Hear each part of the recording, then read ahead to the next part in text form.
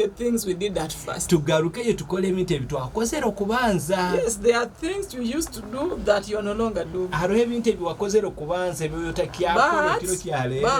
Baito You know how to love your wife better than we can speak in words. kitumanyire omanyire omulingo okusobola gonza omukazi waawe kukira ebigambo ebitukubaza. You know what your wife loves more than anybody else. Nomanya ekyo omukazi waawe akugonza muno kusinga ebintu ebindi byona. Now you're pretending that you don't know. ate noyisa nogamba itomanyire omulingo okusobola gonza omukazi waawe. But remember the few small things you used to do then. Ejuka obuntu obutoitotoito bwakoraga. That made her not to sleep at night. obwamuleeterezaga omukazi waawe kutabyamu bwire bwekiro. Now these days, even when she doesn't know where you are, kandi atakasumika no bwaba tamanyi nambere oli. She will sleep until 8 o'clock in the morning. Na asobora kubyamira kimu mpaka saa 2 za In nyenkya kara. fact, she's more comfortable when you are not there. Mazima ko kusanga omukazi waawe akubura teeka ine muno burabo taroho.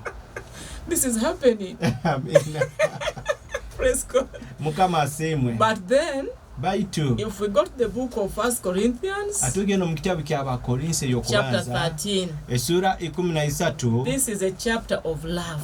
kandi enere essura ey'okugonza. It defines what love is. kirengaho ekitabu kino kusobola okugonza kike kikuli. 1 Corinthians says this. Abakorinse yokubanza negamba eti. We read from verse 1.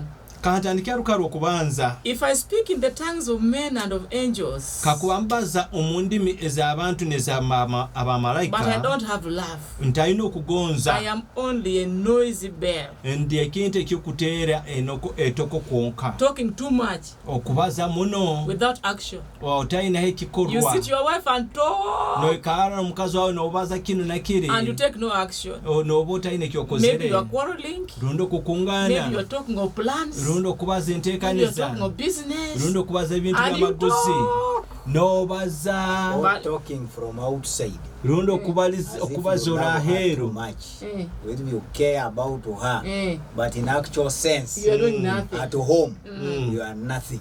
noyesanga abantu aheeru n'obagambira nk'omulingo okugonza omukazi waawe, kandi noyesanga omunju toyina n'akatoyitako okukolera omukazi waawe akakuoliki Let's okumugonza. read verse 2. If Olukalu I have the lwakabiri. gift of prophecy, kakubamba n'ekisembo ky'okweza and I can obunaabi, tell all mysteries ninsobola kubaza byona and ebyafaayo, all knowledge, kandi n'okumanya and I kwona, have faith kandi nyina okwikiriza that can move mountains, okusobola kuyaha ensozi, but I have not love, kandi ntalina I okugonza, am nothing. tinyina mugaso This one gwona. is for believers now. Olukala lwono means- lwabayikiriza. Even if you speak in tongues, babinega nobula nosa kubaza mu ndimi chasing demons, nobinga emizimu, but you don't love, baitu otakugonza Your wife. muntu, otagonza mukazi waawe, you are nothing. toyina mugaso, That is serious. You are nothing. toyina mugaso. In fact, there is a You are not scripture. registered in the You are book not of God. registered in the book of life. Eibala lyawutirira mu kitabu ky'obwomeezi. You know, there's a scripture that says that so that your prayers may not be hindered. Alekyandiikiro kigamba nti nuko okusaba kwanyu kutalemesebwa. If you don't live your wife according to wisdom and understanding, bw'olaba otakwikala n'omukazi waawe nk'omuntu you don't w'amagezi consider her n'okwetegereza, as a weaker vessel. otakumumanya nti ali nk'ekikwato ekiceke. The Bible says even your prayers will not be heard. Bayibuli egamba n'okusaba kwawe kusa kutahuurwa. Yes, that's what the moderator is talking about. Ekyo nikyo moderator You akubazaho. chase demons, you pray the whole night, you can preach, you N'obinga can do what? emizimu yoona n'osaba n'otebeza, Your wife is crying at home. omukazi wawe n'akirumuka. Believers are clapping their hands in the church. Abayikiriza mu kanisa bakuteera mu ngalo. Can you imagine? Okirozera ekyo.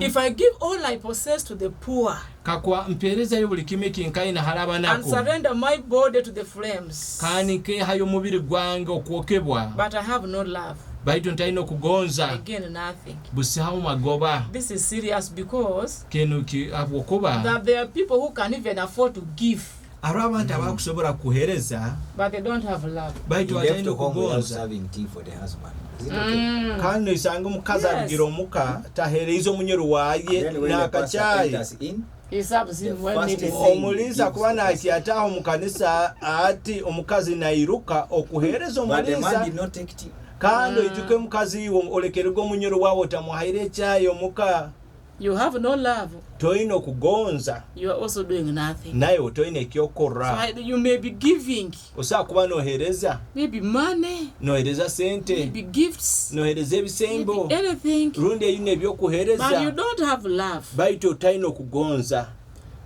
It seems to me nikiisana hali nyowe that there is something that people want to feel hariho abantu ekite kibakwenda behuulemu to confirm that you love them. okugumya nti nobagonza Love does not just touch the mind of somebody. kandi okugonza tikugumya nikukwata ebitekerezo by'omuntu Love affects the emotions. kandi okugonza kukwata hari omuntu mulinga yehuuramu Now, Paul says love is patient, kandi okugonza kuba kugumisiriza love is kind, kandi okugonza kuba kw'embabazi patient with what? In the kandi abwaki I'm now imagining like tolerance. okugonza kula okugumisiriza Like if an issue happened, kakubaho ensonga I want a new cloth. nkwenda olugoye And the oluyaka husband said, okay, let's wait a bit, but I will give you. kandi omunyoro n'agamba lindawo nja kugula You olugoye are useless. What kind of man are What you? kind of man are you? baita oba okutandika gamba What is toyina your point? Men mugaso outside there oli buy musajja clothes wa for their mulingo husband, ki for their wives. noyesanga nti toyina okugonza kwona They are not patient. I think. You are not toyina patient. okugumisiriza Yeah, so I think this love works better when there is something negative.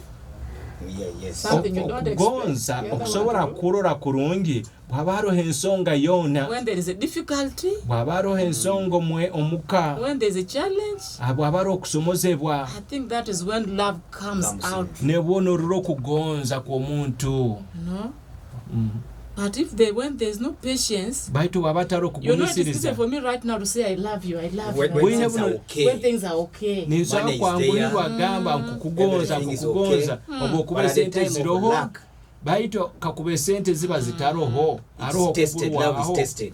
aho okugonza kukuba Then you are found nikugesesebwa wanting, you don't love again. noyesanga nti tokyalina When okugonza I make a mistake, Yes. do you raise up a hand against me? Mm. Do you kakuba slap? nkora ensobe No. okusobola kwimukya omukono You ku nteera oteera Do you lock me out? Outside rundi the house. lwansibira n'aheeru yenje Or I come and okwabaire find my ensobe bag outside. rundi nsanga mpakingire ensaho yange ogiteirire aheeru nti kwata omuhanda gwawe Because I ogende failed to provide. I've oba failed to okuba ndemerwe provide. okuheereza I've ekyosabire failed to do what you want. rundi ndemerwe kukola kyoba ino yenda nkole Then there you know that what you had was not really love. It was something near love, but it was not love. ate kijja kwolekya okugonza toyinakwo ekintu ekyoba ino yolikya nti okugonza kikwolekya obaire oli haihina okugonza baitu kugonza otalinakwo Love is kind. okugonza kwakwembabazi Kind. omuntu w'embabazi Kind means good-hearted. omuntu alina omutima ogulungi The ability to do good obusobozi obwo bw'okola kulungi And Feels about another and person. not And expect to empathy. get back. Yes. omulingo Yes. omuntu ondo You feel the other one also has omugurawo emotions. omuntu ondo omukwatirwa embabazi And you don't even expect to get back. You know? kandi iwe oba otakunira nobola otatungire kukusasura bayita omuntu okumukwatirwa embabazi Not this barter trade of give me, I give you. atali bino byogamba tukuyingisa mpeereza kino nkuheereze kino Kindness is where you don't expect anything in return. omumbabazi tonihira nti mpaka nayo bakugaruule I hear these days women, when they go to their bedrooms, mpuura akasumi kanu nti abakazi bagenda omu bisika byabo before their husbands touch them, they first ask for money for salute. omusajja takabaire kukwataho nobanza nomulebaza oleete sente zogenda mu saloni Then their things can work out. ngo ate ebintu nibo birakola kurungi If nibo you don't have muragimira money ekitabo for saloon, bulaba talina sente zokukola isoke the deal will not be good. ate ekitabo awo buli muntu ajja kutunulira olajja kutunulira ekisiika n'oli naatunulira olwajjo lundi You are not kind. Conditional love. Yes, you are not okukula kind. okugonza okutalinayo embabazi You are not kind. tolina embabazi zoona Love is not envious. It does not envy. kandi okugonza tikubawo kubihiza mugenzi wawe Envious is being called what? Now envy, that's now bringing the neighbor. It moves you away from your house to the neighbor. Is the other one doing better than me? Competition. Kandi okugonza tukubamu okulengesanizaako kuno genda mwaneibale ne ankaina kino lora ne ankaina kino no lengesaniza no isga ola kukusinga okutukuli kugonza. Love does not boast. Kandi okugonza tukwe Does not boast. I'm the man here. Totandika kweimukia haiguru iwe wenka no gamba kike kyo ina. I got you with one shot. Nkakusanga ine satemu yonka. I found you sleeping in a grass type house. Nkakusanga no byamo munji obunyansi. Now you are sleeping in a good. Also talking. Ati na iwo kubaza maloni musaija. Uncle to give you the job you have. Kandi no mulimo goina gwanko wange no yakukuhereza. You are so boastful. Kuba olomu more papers than you. Yes. Ne mutandika kusekerezanga nanti nyowe nkasoma kusinga hoiwe. What do you have? Kike kyo ina. That is not love. Kutikuli kugonza. However much you give your wife everything. Omukaso boramuhereza buli kimu kyona. But you are so boastful. Baito omusajja no yesanga no yegonde no yemukya muno haiguru. It will be meaningless. Kijja kuba kitalina mugaso. Love is not proud. Kugonza tukule kwehemba. Hey, I'm the daughter of so and so. Okugamba nyondi muhara wananka. I the son of so and so. Nyowo mutawani wananka tosobola kubaza na nyowo otyo. You are so proud. Hato ine myeko ina amarara gange muno. You can't talk politely. Abakuta kubazo ino bwebundaze. No, it is you who is more important than the other one. No, isana nti ni olimu omugaso kusinga abandi. Yeah, your class is a little bit high. No, rante kitebe kyawe kiri kya higuru kusinga abandi. You know? That's being proud. Kuba oli amarara gaingi muno. That's being so proud. Love is not rude.